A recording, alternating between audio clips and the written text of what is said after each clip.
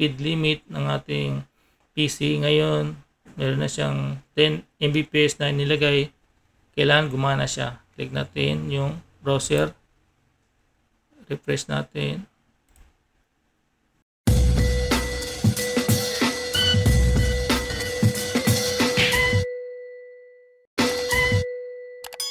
What's up guys? Welcome back to my channel. To this video ay magtuturo ako kung paano gamitin si MikroTik Half-Life or any MikroTik na gawin siyang bandwidth management. Ang ibig ko sabihin guys ay para makontrol natin ang ating mga user or client sa paggamit ng internet. Kumaga mabigyan natin limit yung kanilang internet speed. Bali dito guys ay maraming nagchat-chat sa akin, nagtatanong na magbigay ko ng tutorial based on sa alam ko. Bali ngayon gagawa ko ng tutorial regarding dito. Disclaimer guys, hindi ako expert sa MikroTik. Kung ano mo yung tinuturo guys ay based on my understanding or pagkaintindi ko. Kasi nga nag-aral din ako ng MikroTik. Yun lang, basic lang. Dahil maraming nagre-request ay naisip ko na magbigay ng tutorial na basic lang.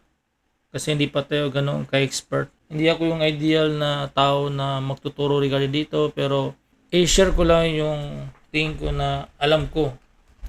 Okay?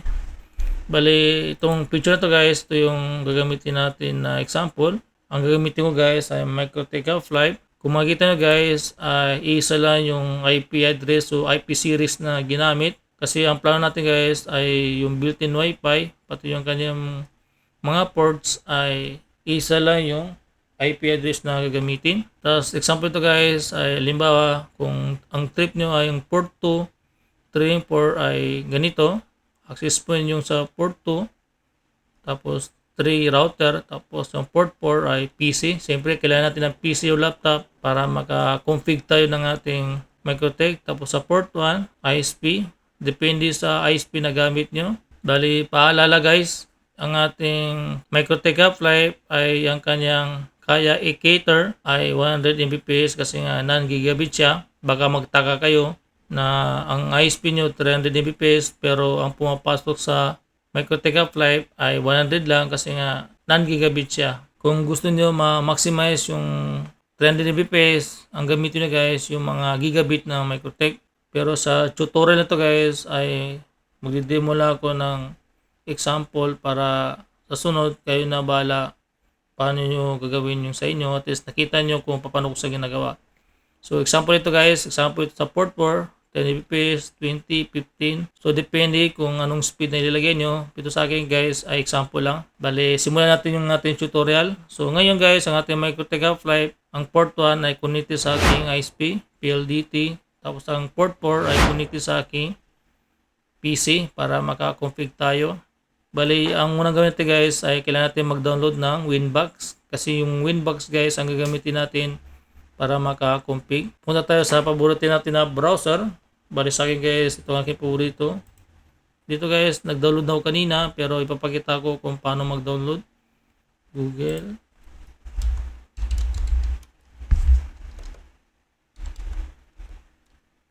.com. Yan.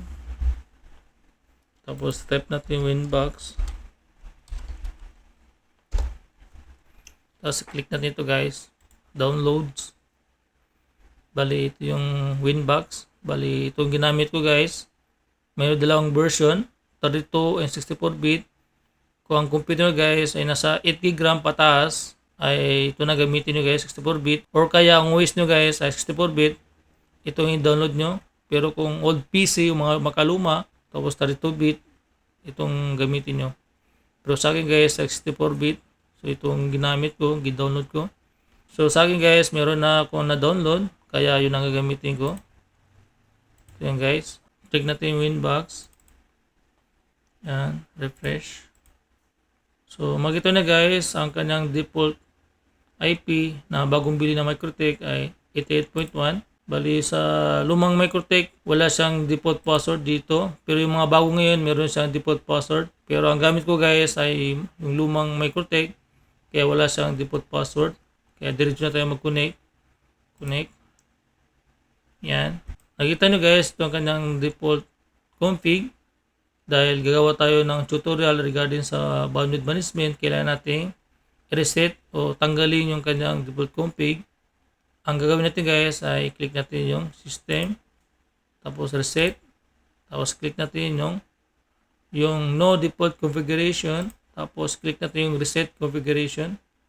Yan, tapos yes. Hintayin natin mag-reboot. Kasi magre-reboot yan ng mga ilang segundo or 1 minute. Depende sa response na natin MikroTik. Click natin refresh. Okay guys, lumabas yung MikroTik. Bali, makita na guys, 00 na. Ibig sabihin ay wala na siyang config. Kaya pwede na tayo magsimula. Click natin connect. Ayun. Okay, so daming lumabas. Bali, ang gawin natin guys ay kailangan nating i-set up itong ating mga ports. Ito, depende sa inyo guys kung anong gusto nilagay para meron sa identification. Kung sakali mag-troubleshoot tayo, alam natin yung dapat natin baguhin. So dito guys, click ko dito ay ituruan is ISP. Ito ko ilagay yung internet. Yan, depende sa inyo guys ha, kayo na bahala guys. Paano kayo maglagay ng mga identification name. Yan, LAN 1. Okay. LAN 2.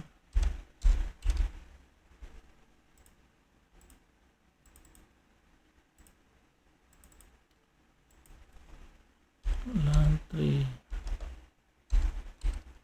Yan. Tapos siyempre kasama ng ating wifi, click natin yan. Tapos dito sa wireless, click natin yung AP bridge, and then ban, yan. Tapos dito MikroTik. So dito guys, depende kung anong gusto nilagay na wifi name. Bali sa akin guys ay wifi visitors. Para yung mga bisita ay meron na diretsong limit. Yan. Tapos country, Philippines. Yan. Tapos apply. Tapos click natin yung enable. Huwag nyo kalimutan yan guys. Kasi baka magtaka kayo. Nag-setup kayo ng wifi pero wala kayong ma-detect. Kasi nga baka nakalimutan nyo enable yung wifi. Click natin enable. Tapos okay. Ayun. Ang sunod guys ay pagganahan natin yung internet natin kasi nga nakasakay sa port 1 plus ang configuration hindi siya gagana. So kailangan natin i-config para ma-detect ni MikroTik na meron siyang internet connection na nakakonect sa kanya sa port 1. So click natin yung IP, DHCP client, plus sign, tapos apply. Click natin enable, tapos okay. Sunod IP, firewall. Click natin yung NAT, tapos plus sign, and then click natin yung general, out interface, ISP, tapos action, masquerade, tapos apply, okay. Sunod guys yung DNS, IP, DNS, bali dito ang gagamitin ko ay DNS ni Google, 8.8.8. Tapos 1.1.11. Yan. Tapos click natin allow remote request. Pwede rin hindi, pero sa akin pina-check ko yan kasi for the future nasa sakali gusto ko i-remote ito ay madali ko siya ma-remote. Yan, apply. Okay. Bali simple ang ating IP address. Bali ang paano natin guys yung 802.3.4 pati wifi ay isa lang yung IP address o IP series na gagamitin natin. Sunod ang gagawin natin ay yung 802 hanggang Wi-Fi. 802.3.4 and Wi-Fi ay isa lang yung IP address na gagamitin natin. Bali yun ang gawin natin guys. Bali click natin yung bridge. Bali gagawa tayo ng bridge para yung 802 hanggang Wi-Fi ay isa lang yung IP address na gagamitin. Gaya nito guys. Bali dito ginamit ko ay 66. Yan. So mag-bridge muna tayo. Bali, click natin yung bridge. Dito makita guys, IP, ay dito, bridge. Tapos bridge, tapos plus sign. Bahala na kayo guys kung ano yung gusto nilagay dito. Pero sa akin, ganito ilalagay ko. Yan. Apply. Okay. Tapos yung ports. Siyempre, ano yung mga ports na ipagsama-sama natin dun sa bridge na ginawa natin. Bali ports. Plus sign. Tapos siyempre yung ether 2. Ether 2. Tapos bridge. Yung LAN. Apply. Okay. Bali yung ether 3 naman. Plus sign. Ether 3, bridge, ito yung ginawa natin bridge, apply, okay. Ether 4, sunod, Ether 4, bridge LAN, apply, okay. Tapos yung Wi-Fi, ito yan guys, bridge LAN, apply, okay. Ibig sabihin guys, na pagsama-sama natin yung ports pati Wi-Fi sa isang bridge lang, ito yun. Tapos sunod guys ay gagawa tayo ng IP address ng ating LAN, bridge LAN. Click natin yung IP, addresses, tapos plus sign. Tapos dito guys, depende kung anong gusto nyo gamitin. Pero sa akin guys, gamitin ko yung example na pinakita ko na picture. Ito yun. 192.168.66.1 tapos slash 24. Ibig sabihin yan, yung IP series na gagamitin natin ay hanggang 254, yung sa pinakadulo, example 192.168.66.254, yung pinaka-maximum na gagamitin ng ating IP address na ginawa natin. Tapos click natin yung interface, yung bridge LAN. Kasi ito yung lalagyan natin ng IP, apply, okay. Pero kung gusto nyo palitan ng ibang IP address, depende sa inyo, pwede rin ganito. Yan, 77 or 5, depende. O pwede yung kay hotspot na ginagamit sa 1.5, 10.0.1, ganyan, /24. Pero sa akin, yung example na pinakita ko, yung gagamitin ko, 66.1/24. Huwag nyo kalimutan yung 24 kasi hindi yan gagana kung wala yan. Kasi ang ibig sabihin ng 24 ay hanggang 254. Apply. Okay. Bali, sunod guys, kailangan natin mapagana yung ating bridge LAN kasama yung IP address na ginawa natin. Click natin yung IP, DHCP server para magkaroon ng server. Tapos DHCP setup. Siyempre, hanapin natin yung bridge LAN kasi yun ang lalagyan natin ng server interface. Tapos next. So makita na guys, no? 2 hanggang 254 kasi /24 yung ginamit natin. Next. Yan. So meron na tayong IP address sa ating mga ports. So i-restart natin, i-reboot natin para ma-refresh sa bagong config. System reboot. Pwede ninyo gawin nito pero sa akin pag bagong config talaga, nire-reboot ko para sigurado na gumana. Yan. Tapos click natin yes. Hintayin natin mag-reboot. After na mag-reboot, ipapakita ko kung paano magbigay ng speed limit sa ating mga client. At saan natin makita yung IP address natin mga client na nakakonect sa ating Microtech. So hintayin natin mag-reboot. So click natin cancel. Tapos click natin parati yung refresh. Ayun, lumabas ng ating IP address na ginawa. Ito yun guys. Tapos click natin connect.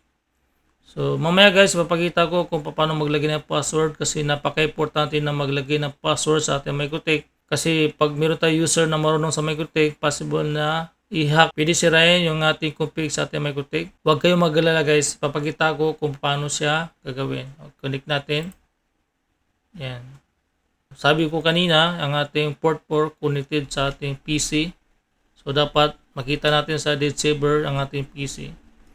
Click natin interface. Ito yung ating mga nagawa na config. Makita nyo sa port 4, mayroong data pumapasok.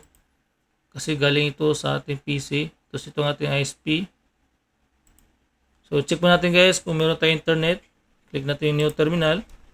Baka di gumagana natin internet na i-config natin kanina. Double check natin. So, ibig sabihin may internet na pumapasok. Bali, tingnan natin yung ating PC. Click natin IP. DHCP server. Tapos sa list, yan, dito. So, dito guys, makita nyo, revision PC. Ngayon, paano natin lagyan ng speed ang ating PC or yung mga client? Kasi lahat na nakakonect sa ating Microtech ay lalabas dito, lalo na kung ginamit nyo na i-connect sa ating Microtech ay mga network switch or access point ng mga ADM71, lalabas dito. Balitin natin yung speed natin muna na connected sa ating PC. Yan, fast.com.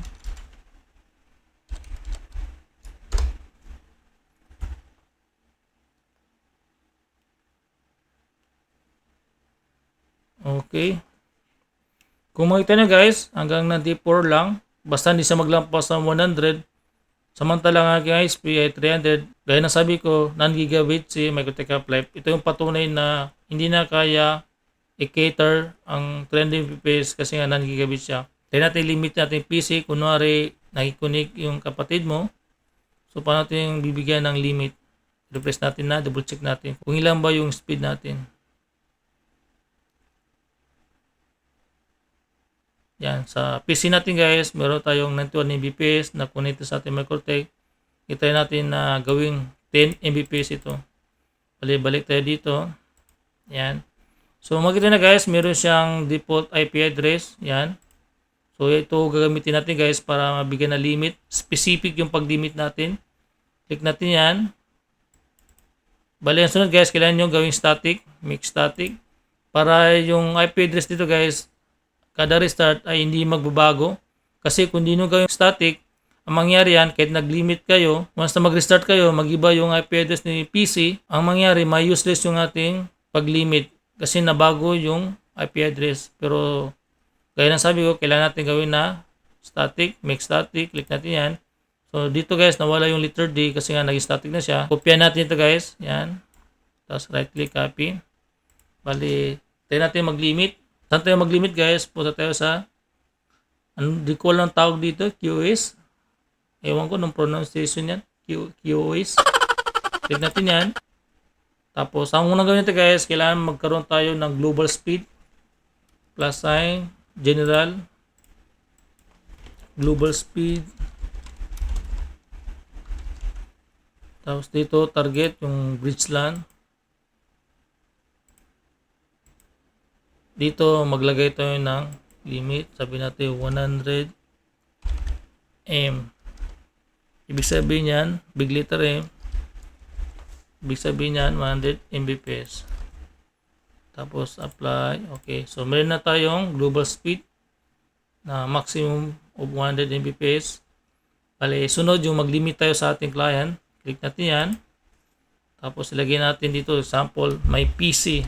Para malaman nyo kung ano yung binigyan nyo na limit. Kung kapitbahay nyo, lagay nyo doon, kapitbahay, pangalan ng kapitbahay nyo, or kapatid mo, or ano man kung sino nakakonect doon na alam mo kung kanino yun. So sa akin guys ay may PC, ibig sabihin yung computer ko tinutukoy ko, target, ano yung target natin, yung kanina, gikopya natin IP address, yan. So nawala. So balik tayo doon, IP, DHCP server, tapos yan, double click, tapos right click, copy. Okay, close natin yan. Balik tayo dito sa target. Paste natin yan. Control o kaya right click. Tapos paste. Balik tayo. So, balik tayo dun. Hindi siya gumagana. IP, DHCP, server. So, 254. Okay, manual type na lang natin. Ayaw gumagana copy paste. 192.168.66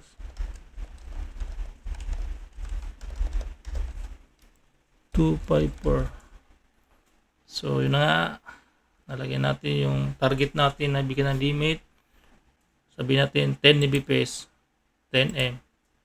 Pwede 20, depende sa nyo guys, type nyo lang 20M kung gusto ng 20M. Yan. So sa akin 10 lang, 10M. Tapos sunod, click natin yung advance. Sa parent, sa natin ibilong ng ating ginawa natin na limit dun sa global speed. Yan. Huwag nyo kalimutan guys sa advanced, tapos global speed, apply. Okay. Nagawa na natin yung speed limit. Bali, makita na guys, yung may PC ay under siya sa global speed na 100. Subukan natin mag-speed test kung nagkaroon ba siya ng limit. Kanina, nakita natin na 90, 98 speed limit ng ating PC. Ngayon, meron na siyang 10 Mbps na nilagay. Kailangan gumana siya. Click natin yung browser. Refresh natin.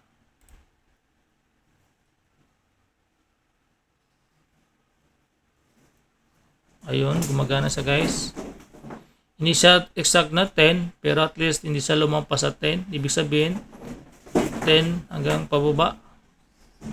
Yan. So, gumagana ang ating speed limit. Palitan natin ng 20. Kung gumagana yung 20. Okay guys, nagkapula. Balik tayo sa QoS. Double click natin ito. General, sabihin natin 30. Yan. Apply, okay. Balik tayo doon. So, dapat abot siya ng 30 o mas mababa sa 30. Huwag lang siya maglampas sa 30 Mbps. Yan.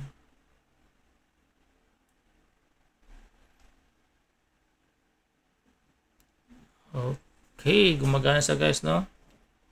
Yan. So, ibig sabihin guys, gumagana yung ating speed limit. So, ganun lang guys. Kung marami na-connect sa Microtech niyo, makikita niyo dito sa IP, DHCP server, tapos sa list. So, dito makita niyo guys, yung mga na-connect, kung kanino gusto niyo bigyan ng limit. Kung meron naka-connect na kapitbahay kasi nga nakikishare, gusto nagabay din ng monthly sa inyo, pwede niyo limit na hanggang 20 lang.